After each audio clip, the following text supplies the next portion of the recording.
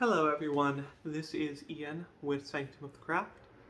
Um, I am giving my response to a question that Akima addressed in an earlier video, specifically the question of whether it is right or correct or necessary to perform magic using pure energy and will, tools, both. What's the story there? My first thought on this is that first I need a better definition of the word magic. Here's the thing. Most people tend to think of magic as something apparently miraculous, impossible. I don't know how they could have done that. Stage magicians do this all the time with methods that they know and the rest of us watching don't, which is what makes it magical. And that's actually a fairly good analogy here, because some of those can be done with any item at all, and it's purely the skill and ability of the person manipulating the item. And some of them need very specific apparatuses in order to do exactly the effect that they're going for. In a context that most people are asking about this, let's talk about the Baghdad Battery. Because the fact of the matter is, one of the working theories for what this was essentially a religious tool, a way for someone to touch something and feel the power of the gods moving through them. The power of the gods in this case being the force that we now think of as electricity, which was generated via a method that we now think of as chemistry, by the combining of specific substances in a specific way in order to achieve that effect. This would have worked no matter what energy and intention someone placed upon it. If you combine those substances in that fashion, you will get this outcome every single time. Now, depending on whether you're in the skeptic's corner or the spiritualist's corner, maybe if you do it with the intention of having it be a pathway to God's power, the person who is touching it is more likely to have a spiritual or religious experience. For that matter, if you dress it up properly with the right handle in the right shrine, and you tell the person coming up to it that they will feel God's power moving through them, they are definitely more likely to have a religious, spiritual, or divine experience when they put their hands on it and feel this power of electricity moving through them. So that's an instance of what could very plausibly have been, I'm not saying definitely, we don't know, something that would have been considered magic of a sort that we would now think of as chemistry. Does the fact that we now have an explanation, a theory, an understanding of the mechanism prevent it from being magic? So, if it doesn't, then there are many types of magic that can be performed using the right tools. The mechanism may be something that we now identify as chemistry, physics, psychology, music theory, resonance, whatever.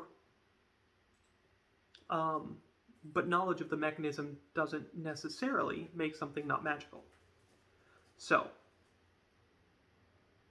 now that I've gone on sort of my soapbox, let me answer the question that all of you are asking, which is, but I want to do a love spell, and I want to know if I need a red candle or not. And the answer is, I don't know. Do you think you need a red candle? If it helps, then yes. Which is kind of a flippant way of answering, but I also believe that it's true. In my personal opinion and experience, the single most important factor in performing any kind of magic is the caster's belief that they are able to do so. If you are performing magic that you don't think is going to work, guess what? It's going to operate in accordance with your actual belief, which is to say your belief that nothing is going to happen. And you can have all of the ritual and all of the tools and everything else and have nothing happen. Now, I'm going to contradict myself a little bit, but wait! I'm going to make a decoction of valerian, and it's going to be a sleeping potion. And I'll go to sleep, whether I believe that that's what's going to happen or not. One, placebo and nocebo effects are real. It's going to be more effective if you believe that it's going to work than if you are actively convincing yourself that it's not going to work. Two, yeah, but that's chemistry. We understand the mechanism for that. Is it still magic? If so, then we've returned to the previous conversation and also simultaneously demonstrated why belief is still very important, even in cases where you understand the mechanism by which something is occurring. I actually personally think that the biggest utility of magical tools is in creating the right state of mind, the right level of belief in the person performing the practice, in the person casting the spell. There are entire systems of ceremonial magic, ask a grimoire purist, that are primarily intended to, via the power of association,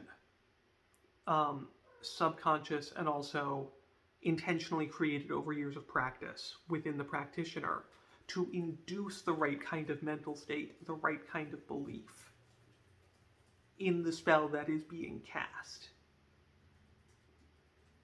So, are the tools necessary? Are they helpful? Sometimes, sure. My personal practice, 90% of the time, uses no tools at all. And that's not a judgment call.